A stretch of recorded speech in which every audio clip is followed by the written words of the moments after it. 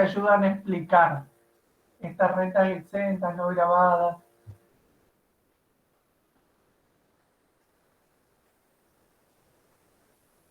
¿Qué se les ocurre? Fíjense que esto es como un balance, si se quiere. Columna 1 es igual a columna 2. Sí.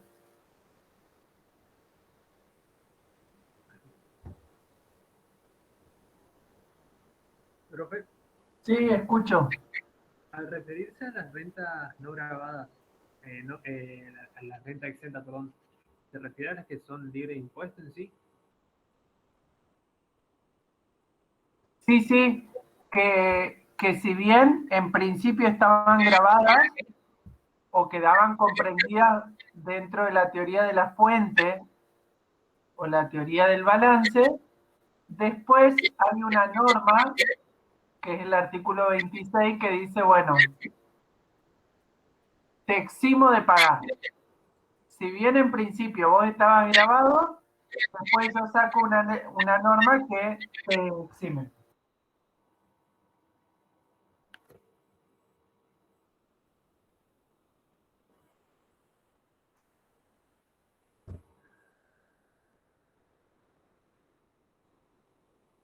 ¿Por qué las pongo en columna 2?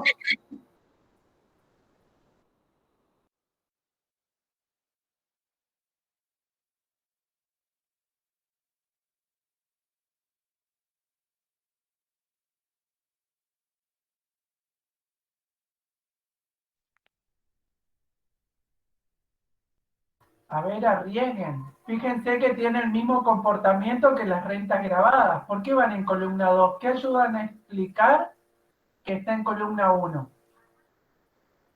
Gracias a esas rentas, ¿yo qué puedo hacer?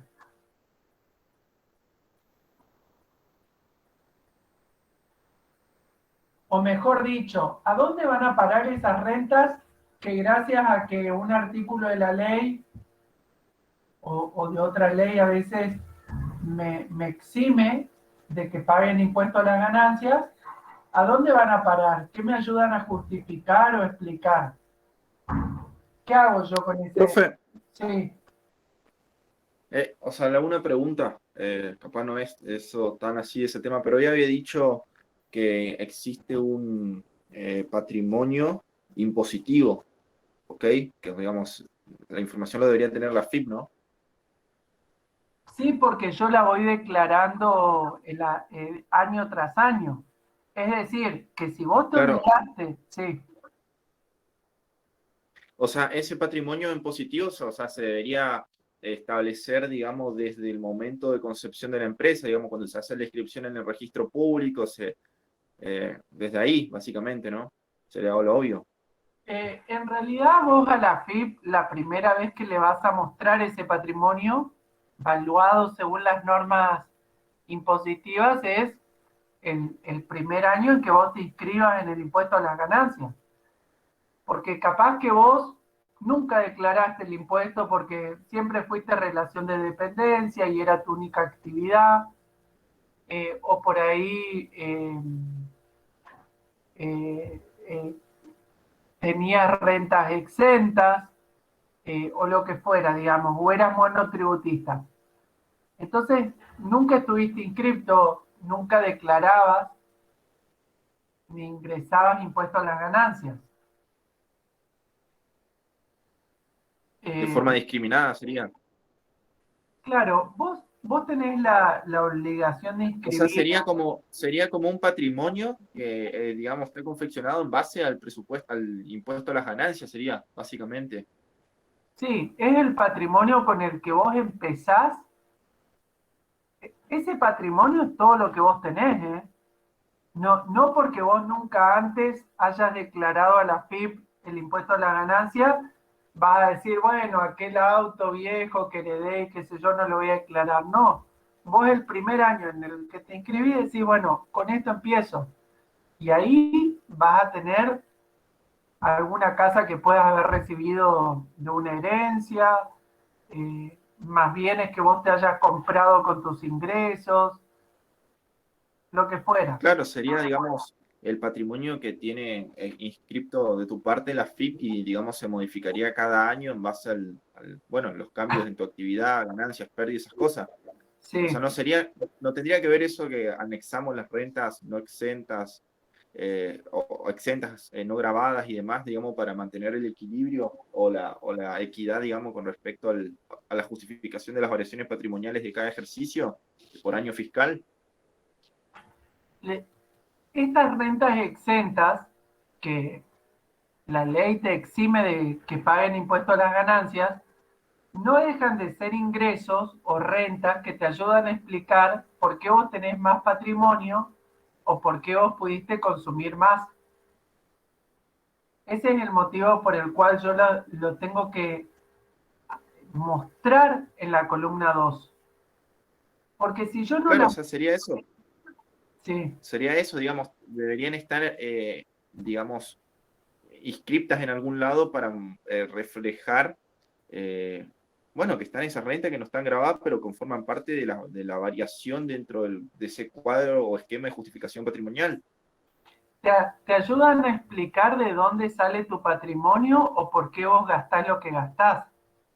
Si bien no pagan impuesto a las ganancias, no dejan de ser rentas que te ayudan a explicar, a justificar por qué vos tenés tanto patrimonio o por qué vos gastás tanto si solo están grabados con ganancia una parte. Y bueno, porque por más que no estén grabados por ganancia, no dejan de ser rentas que vos las podés ahorrar. Si vos las ahorrás, pasan a estar en tu patrimonio. Y si vos las consumís o las gastás, pasan a explicar de qué vivís vos, digamos, de dónde sale el dinero con el que te alimentás, te vestís y te despejás, esparcimiento. ¿Estamos? Sería como un estado contable de AFIP. Sí, sí, justamente, esto es así. Esto tiene que cerrar igual que te cerraría un estado contable. De hecho, Yo lo debería balancear. yo los otros días hablaba con un contador que se dedica a bancos ahora y le digo, es un laburo terrible y no te lo paga nadie. Porque yo y nosotros, digamos, porque en el estudio, hacemos este trabajo de hacer un balance. Y ni se entera el contribuyente y no se da cuenta que no tiene inspecciones nunca y cuando vos intentes cobrarlo no se da cuenta. El contribuyente se da cuenta que tiene un contador a la hora de que tiene un quilombo y que viene la FIP y que te quiere sacar no sé cuánto. Y ahí aparece el contador y te cobra fortuna para salvarte o para que lo que fuera. Pero si vos haces este trabajo prolijo de que te cierre todo y de tener en cuenta de dónde salen las cosas, que explican por qué vos tenés este patrimonio, por qué vos gastás lo que gastás, no se da cuenta. Mientras no tenga problema, está feliz y se olvida de que tiene un contador. Porque nosotros, los contadores, tampoco nos encargamos de hacerles ver eso a los contribuyentes. De hecho, los otros días, mi señora, que también es contadora, estaba, pero que todo el domingo estuvo trabajando. ¿Qué pasa? Le digo, no, porque quiere para allá. Le digo, pero él no se da cuenta que no tiene una inspección gracias a tu trabajo, a que vos haces las cosas así. Decile, decile que si quiere tan urgente le pones cualquier número y después no, que te pague la inspección.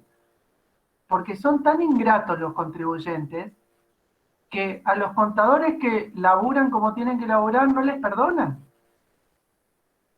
Entonces, el día de mañana ustedes, cuando salgan a la calle, muéstrenle esto. Que vos no puedes poner acá más o menos el número que sea, porque si vos haces, seguramente después no va a cerrar en algún lado y la FIP si quiere va a venir. No se crean que la FIP no se da cuenta cuando no cierra. La FIP cuando no cierra y le Pero eso, profe, por ejemplo, cuando compras un auto o un auto de alta gama y esas cosas, salta en un registro, ¿no? Y de ese registro la FIP se comprueba, por ejemplo, para verificar tu nivel de vida, si es acorde a ese estado contable, sería, ¿no? Digamos, a las ganancias que vos tengas. la FIP Se tiene que corresponder, eso cruza, sería. la FIP cruza datos de todos lados. tiene un montón de informantes, los registros, los bancos, hasta recortes de diario, donde puede aparecer algo tuyo. Hasta ese nivel llega. Ahora, si le parece interesante, va a venir y te va a decir, señor, acá explíqueme este patrimonio. Porque yo por lo que veo, usted no tiene ingresos como para justificar por qué tiene tantos autos, tantas casas, tanta nada.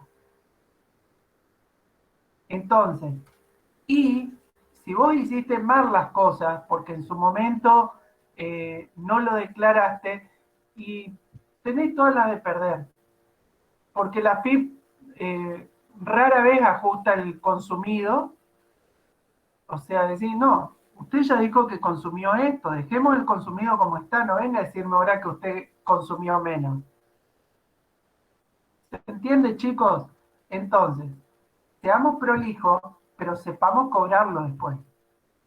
Porque si después entre nosotros no valoramos lo que es este laburo,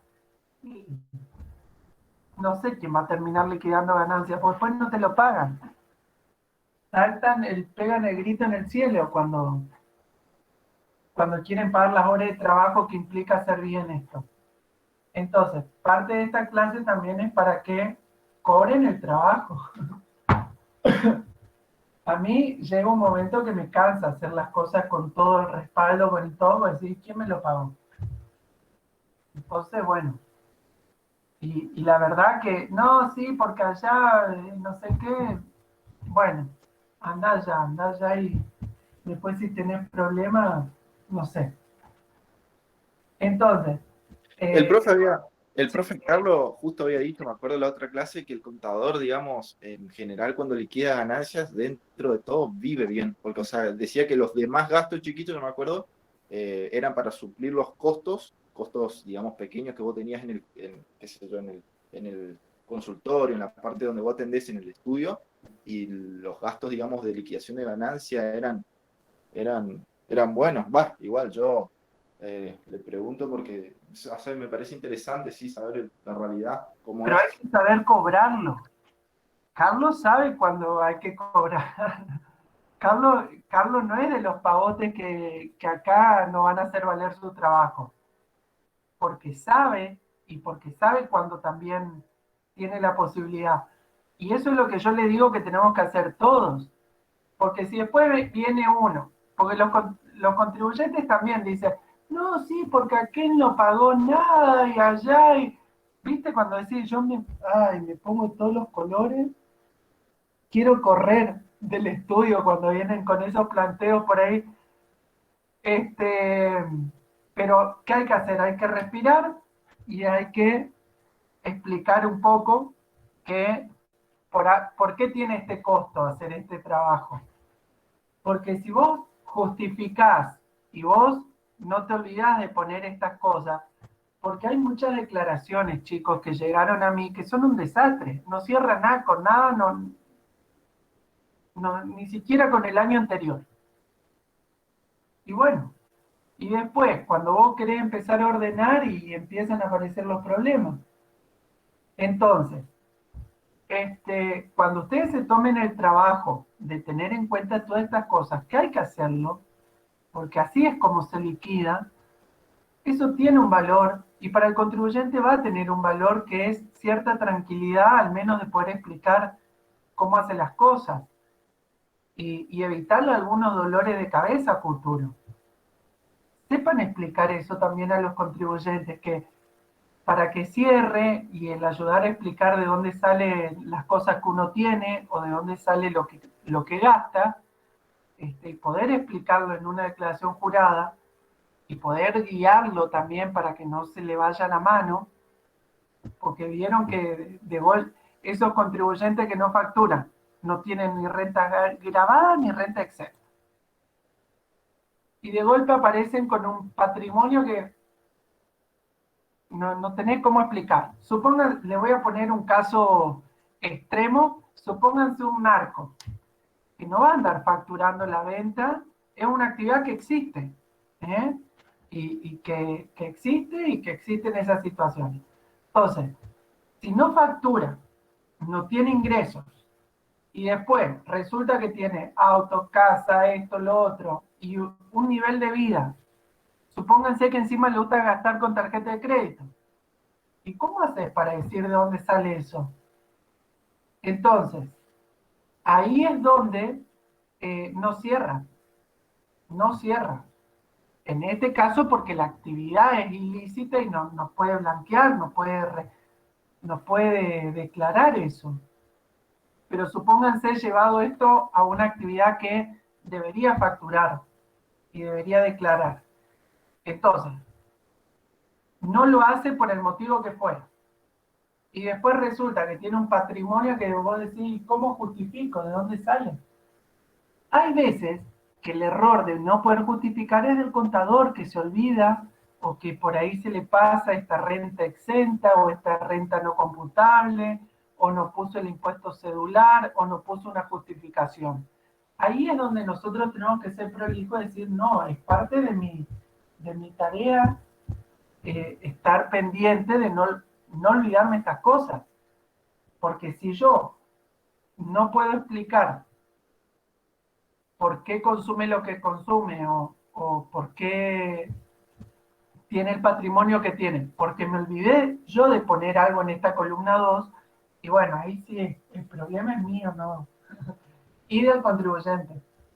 Entonces, seamos prolijos y después sepamos cobrar también esa prolijidad, porque bueno, toma tiempo, les quiero decir eso, toma tiempo. No es fácil, no es que en 2 minutos lo hago. Porque aparte de este patrimonio, vos al año siguiente tenés que saber cómo estaba conformado este patrimonio al inicio. En algún lado te tiene que quedar registro de eso. Porque si no, este año, ¿y qué era que había puesto acá? Y bueno, si no podés demostrar y bueno, eso va a ser cualquier número entonces. Así que bueno, presten atención a esto porque es importante. Y cuando hay un problema, muchas veces AFIP no te deja tocar este monto consumido. Vos decís, no, resulta que mi consumido no era el que yo había puesto en la declaración jurada, era más o era menos. No. Vamos a ajustar, acá te va a ajustar AFIP. Y cuando AFIP te ajusta acá, resulta que si esto va para arriba, vos vas a tener que pagar más impuestos, más intereses, más multas. ¿Se entiende? Así que bueno, eso es como un comentario. Bueno, ahora vamos a empezar a ver un caso sencillo. Vamos a suponer un sujeto, vuelvo para arriba para que ustedes entiendan. Vamos a suponer un sujeto que solo tiene alquileres. Tiene propiedades por el motivo que sea. Porque en algún momento fue bien y ganó dinero y compró, o porque recibió una herencia, o porque se ganó la lotería, o por lo que fuera. Pero tiene propiedades y se dedica solo a eso, no hace otra cosa. Estas rentas acá no tienen nada. Entonces vamos a ver un caso de esos o vamos a empezar a ver. Bueno, yo sé que hoy la clase fue lenta, pero espero que les sirva para adelante, porque ustedes también tienen la posibilidad de en su casa, y de hecho ustedes lo hacen, de ir leyendo, ir viendo esto. Pero bueno, espero haber aportado algo que por ahí solos les cuesta más. Y si no, díganme, profe, no pierda tanto tiempo en eso y vamos ajustando.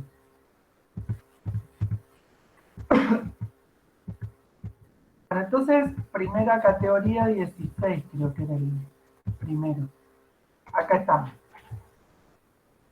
Bueno, este es un sujeto, como les decía, que solo tiene rentas de primera categoría. Cuando dice con justificación de variaciones patrimoniales, lo que nos está diciendo es, no me calcule solo el monto del impuesto, sino que hace la declaración completa.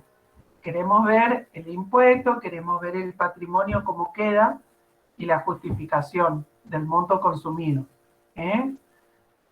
Otra cosa, chicos, si ustedes declaran un monto consumido, supónganse, por decir algo, 200.000.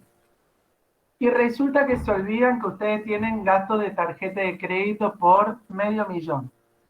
o que aparte de los gastos de tarjeta, no sé, tienen viajes que quedan registrados o movimientos que quedan registrados y bueno, no cierra, ¿eh? Guarda que esa es información que si bien ustedes no la ponen ahí, queda registrada en algún lado. Bueno, Francisco, bueno, a ver, alguno que quiera leer el primer punto hasta acá. Entonces, empezamos a ver cómo trabajamos con esto. Apago el micrófono, ¿les parece? Y el que se ofrezca.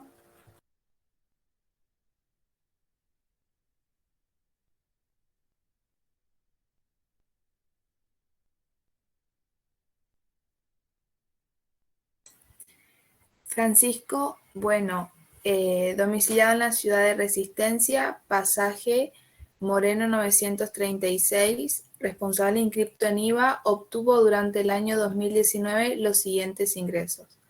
Proveniente de la locación de un salón ubicado en calle Pasaje Moreno 932 de la ciudad de Resistencia, que fue adquirido en julio del 2018 a 3 millones e inmediatamente alquilado. La parte edificada representa el 50% del valor del inmueble según boleta del inmobiliario. El contrato es por 3 años y fue firmado el 1 de julio de 2018. Se estipuló 20.000 pesos, 24.000 pesos y 27.000 pesos mensuales respectivamente, el primero, segundo y tercer año.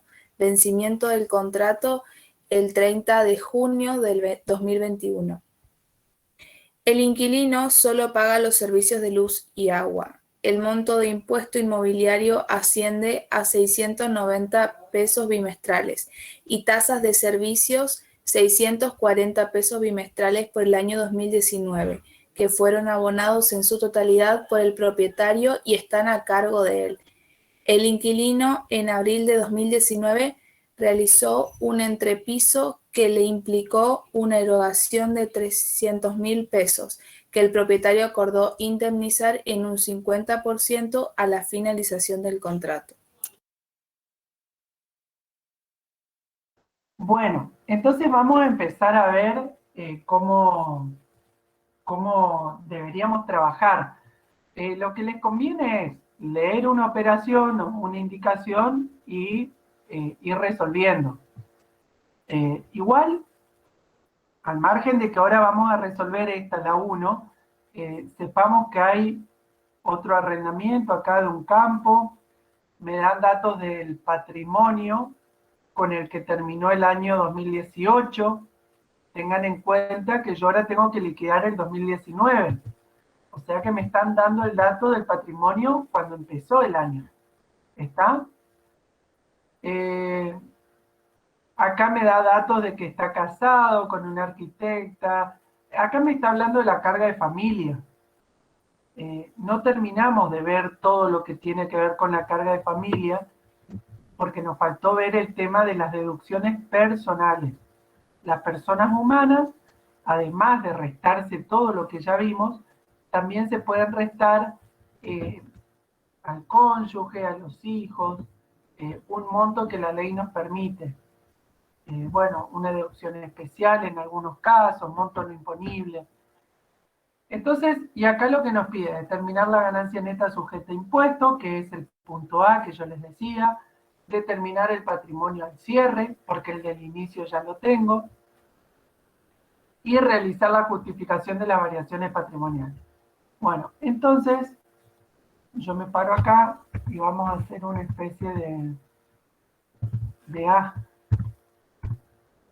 que sería determinar la ganancia neta sujeta a impuesto.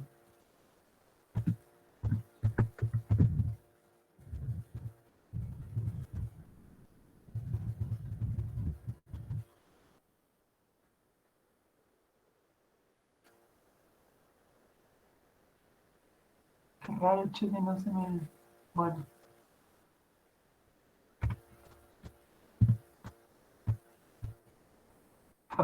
Bueno.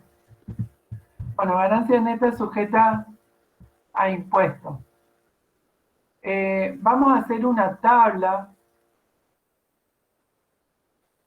donde yo pueda indicar en la primera columna cuál es el ítem que estoy resolviendo, en la segunda algún detalle, y en la tercera columna, en este caso indico rentas de primera categoría.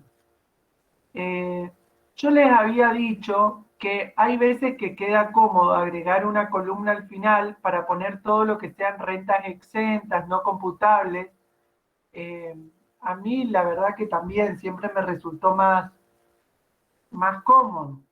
Pero bueno, por el momento si quieren dejamos 3 y después si vemos que aparece una la agregamos. Bueno, entonces este sería el ítem, descripción o detalle. Y acá, primera categoría. Fíjense que yo no pongo renta, sino que pongo primera categoría. Significa que pueden haber ingresos como gastos vinculados o gastos necesarios para obtener y mantener rentas grabadas. Bueno, entonces voy a resolver el ítem 1. Yo estoy obteniendo ingresos por alquileres. Fíjense que nosotros hoy cuando leímos el artículo 44 nos decía que si yo cobro alquileres en dinero o en especie, el monto de esos alquileres es considerado renta de primera categoría. Y el artículo 18 me parece que es el que explica que el criterio por el cual se declaran las rentas de primera categoría es el criterio de lo devengado. Eso significa que ¿cuándo declaro un ingreso de primera categoría? Cuando nace el derecho a cobrar el alquiler. No importa si lo cobré o no lo cobré. Con que nazca el derecho a cobrar un alquiler, porque yo dejé que use el inmueble, yo ya tengo que declarar eso como una renta bruta. Y en este caso, yo tengo que hacer la declaración jurada del año 2019.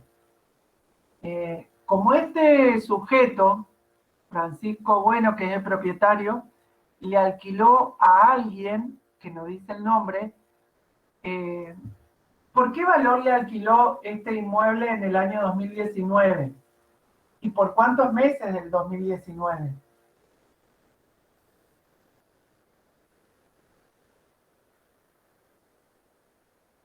Los dejo leer un poquito ahí para que ustedes lo ubiquen.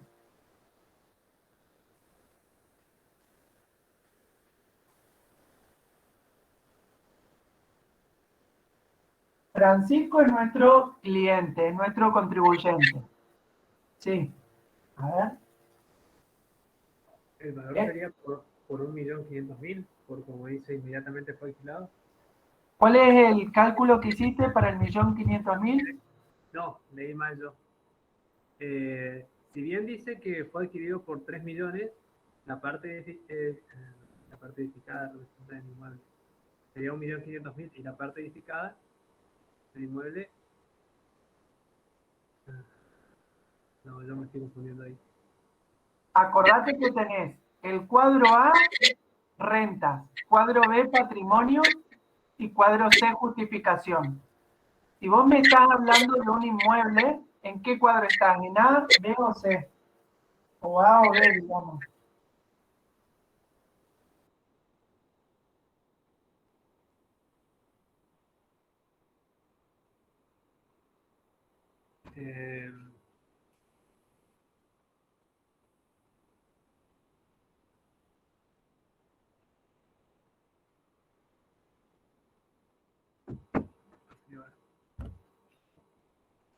¿Vieron? Es patrimonio el inmueble. Es un activo. 3 millones en el patrimonio sumando porque es activo en el año 2018, que es cuando lo compré. Y fíjense que está a valor de origen. Yo lo compré a 3 millones y cuando termine el año, por más que ya se haya amortizado, para la resolución 2527 no importan las amortizaciones, porque yo siempre declaro al valor de origen.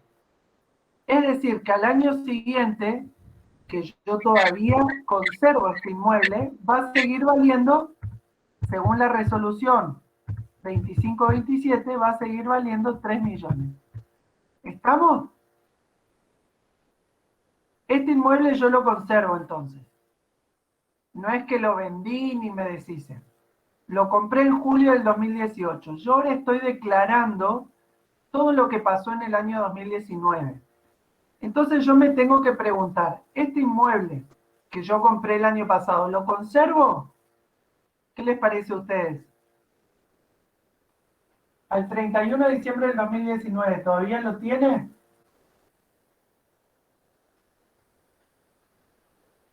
Por lo menos me indica que lo vendió. ¿Se entiende? En ningún lado me dice que lo vendió. Si lo vende a este inmueble, a ver si recuerdan, acá hay algo importante. ¿Debería pagar impuestos a las ganancias? ¿Renta cedular? ¿Ya vieron algo de renta cedular, chicos?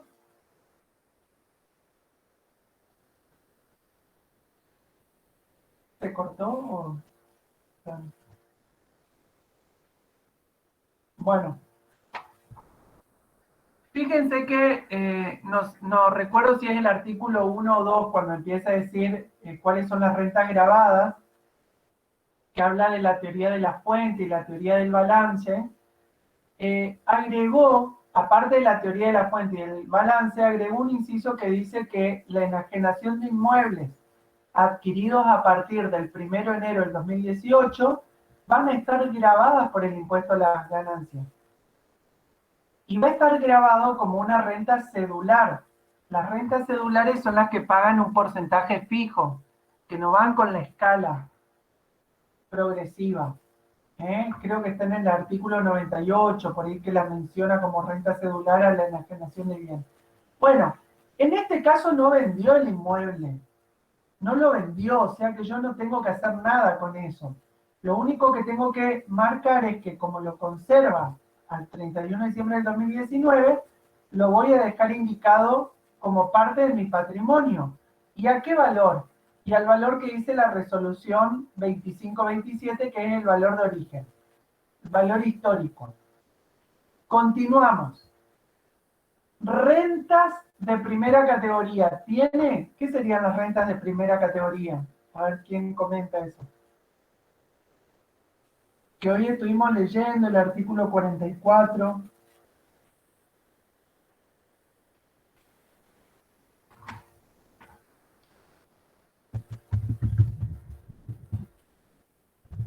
Alquileres del 2019. 12 meses, ¿por qué valor?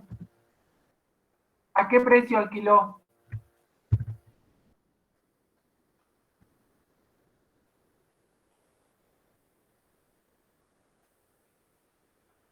Chicos, ¿ustedes están? Por ahí me asusto porque ya cuando no... Profe, Sí. sí, pero las actividades las puedes subir al aula virtual. Ah, sí. Y también se las puedo pasar, yo tendría que extraer esto, se los puedo pasar al grupo también. Por favor, porque no tenemos las actividades. Igual vayan... Ah, ¿ustedes no tienen esta guía, chicos? No, profe. Ah, claro. Perdón. O sea, nos vamos guiando por lo que usted nos está mostrando nada más. Claro, qué lástima, chicos. Encima mi celular tiene menos capacidad que... Y el aula virtual menos que yo. Bueno, déjenme un mail, a ver. Voy a anotar un mail acá. Y de última, como para tener... esperen que busco la virome. El que tenga el mail más fácil. Esperen que busco la virome.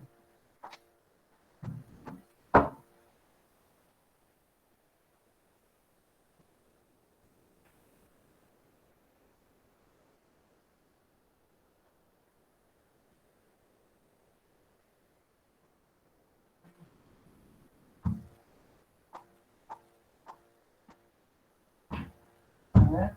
Esperen. Bueno, ahí en el chat, no sé si puede copiar alguno, entonces no me equivoco. El mail. Traten de buscar uno fácil, así no.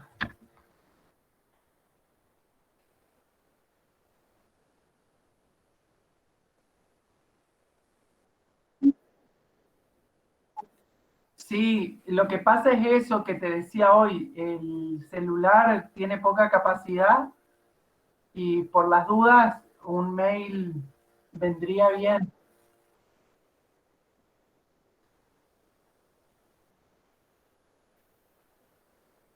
¿Vos decís que no?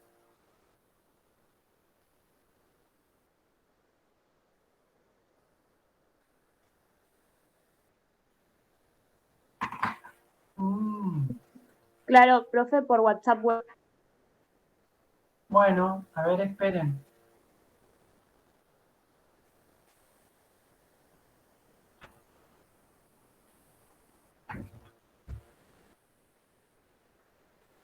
Ay, nada que ver, felices, esperen. Ay, ay, ay.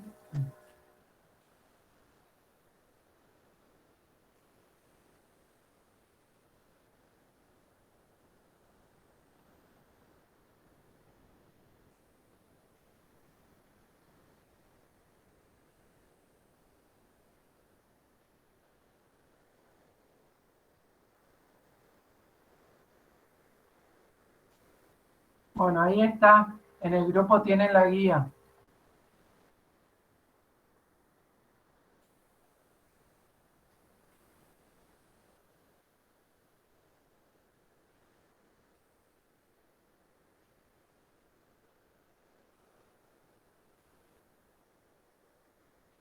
Bueno, entonces, ¿a cuánto alquilaba el inmueble que compró en el 2018? ¿A qué valor? Durante el 2019.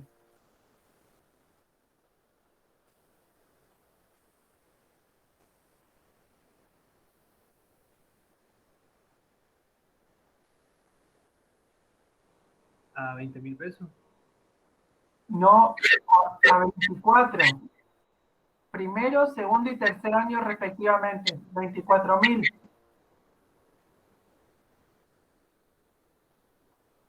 Entonces, 24.000. Eso es un ingreso de primera categoría. No sé cuánto da 12 por 24.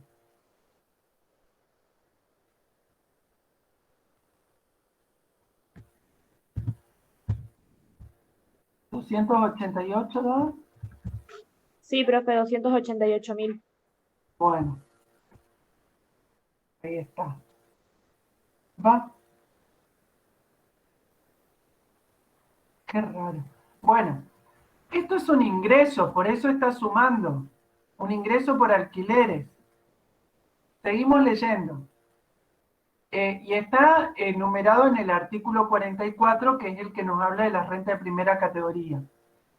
Esto que dice el inquilino solo paga los servicios de luz y agua, ¿por qué creen que lo ponen? Porque el artículo 44 en una parte habla de que si los impuestos son pagados por el inquilino, estos son considerados como mayor renta del propietario. Pero tenemos que prestar atención a qué es un impuesto o contribución a cargo del inquilino. La luz y el agua es un gasto de consumo del inquilino, no es un impuesto del inmueble. Que él consuma lo que quiere y que se haga cargo. No tiene por qué la ley de ganancia gravarme a mí por el consumo de él.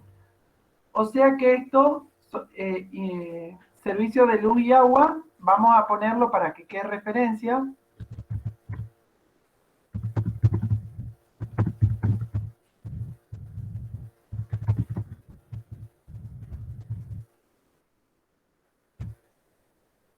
No tiene nada que ver conmigo.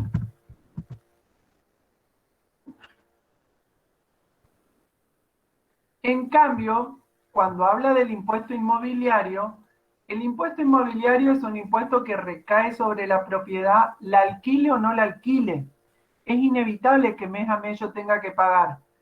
Entonces, si yo le hago pagar el impuesto inmobiliario a mi inquilino, me estoy evitando un gasto.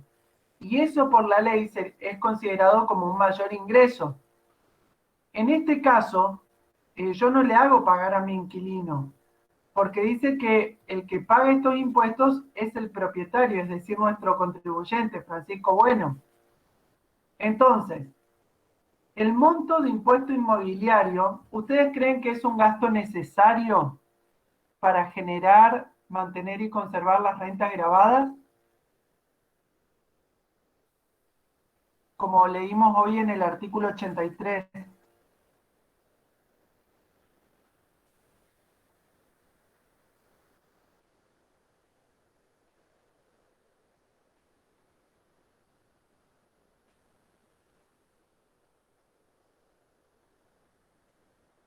Fíjense que si yo adeudo el impuesto inmobiliario, pueden llegar hasta querer eh,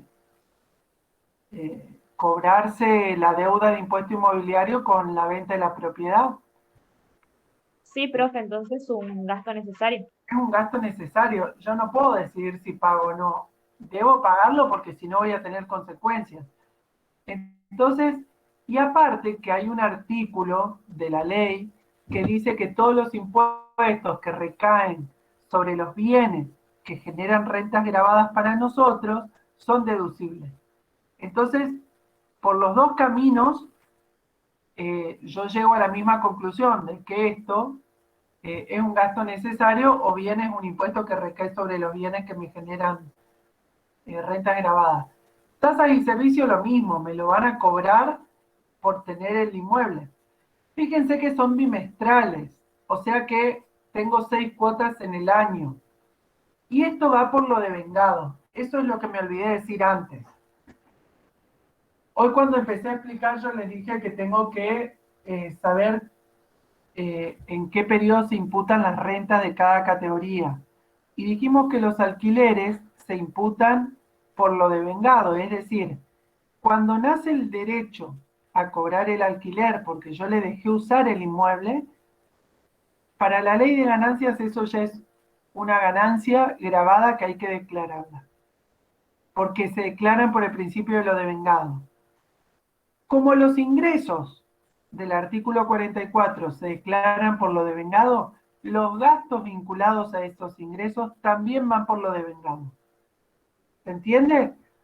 En segunda categoría los ingresos van por lo percibido y los gastos también. Entonces, el ingreso es el que determina, a su vez, cómo se van a imputar los gastos.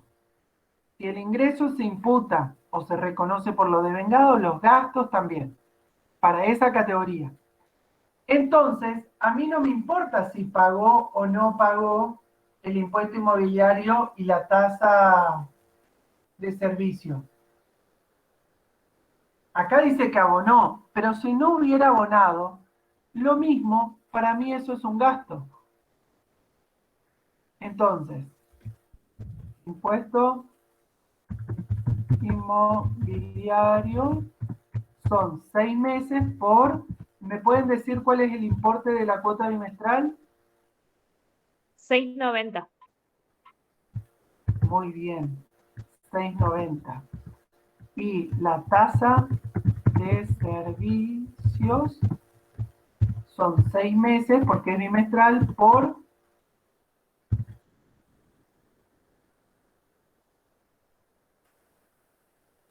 Acá dice 6.40, creo, profe.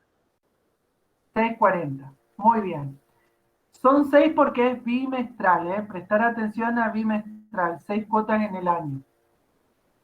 Entonces, 6,40. Bueno, ahí hay que hacer la multiplicación y esto para mí es un gasto. Lo vamos a poner entre paréntesis. ¿Cuánto da 6 por 6,90? 4.140.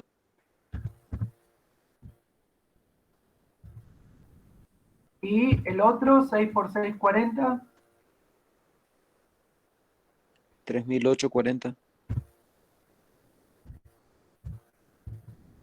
Perfecto. Bueno, ¿qué tendría que haber hecho si me dice que no abonó esto?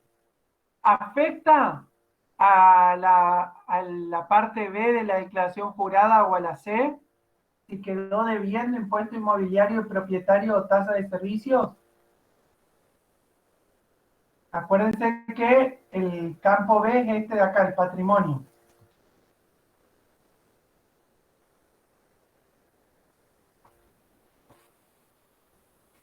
Si hubiera quedado debiendo esto de acá, los 4.140 y los 3.840 o una parte, ¿yo lo tendría que haber incluido en mi patrimonio? ¿Qué hacen las deudas con mi patrimonio neto?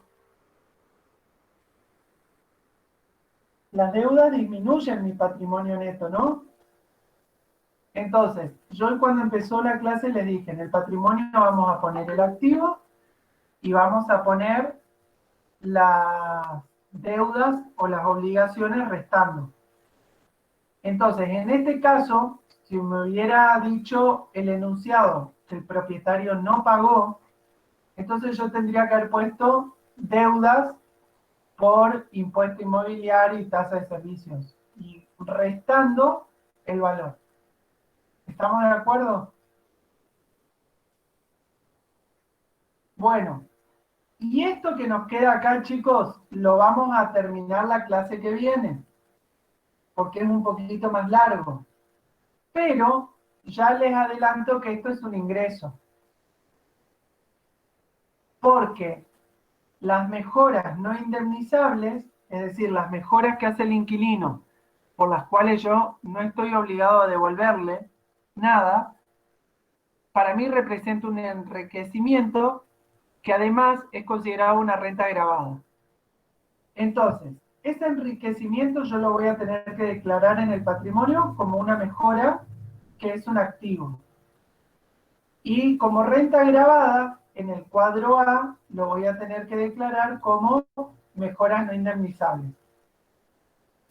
Profe, Sí, creo que ahí dice que como que le indemniza el 50% cuando termina el contrato.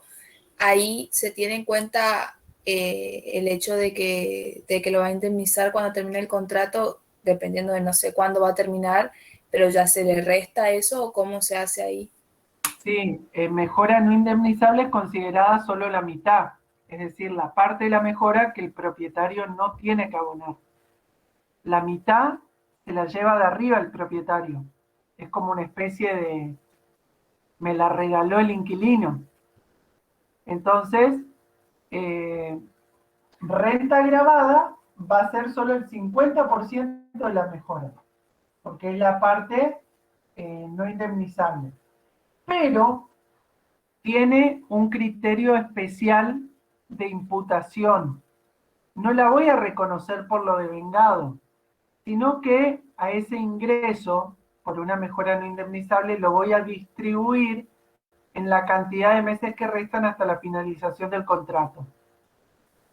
Entonces, a la mejora no indemnizable la divido por la cantidad de meses que faltan hasta que termine el contrato y la multiplico por la cantidad de meses que pasaron en el 2019.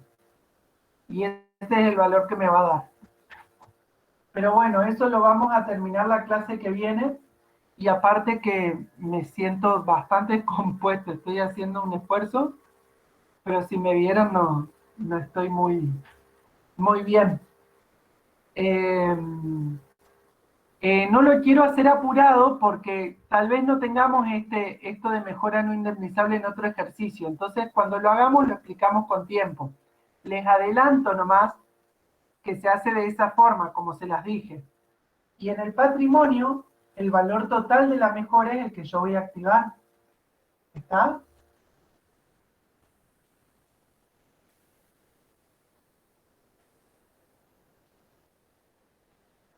Así que bueno. En realidad el valor de la mejora no indemnizable, porque si yo pongo el valor total, después le tengo que restar la parte que tengo que pagar, que estoy adeudando. O sea que el 50% nomás es lo que voy a poner ahí. Bueno, chicos, llegamos al final de la clase. Nos vemos el viernes que viene. Yo voy a ver la posibilidad de, no sé si todas las semanas, pero algunas semanas probablemente en vez de viernes demos miércoles. ¿A ustedes les queda mejor el miércoles?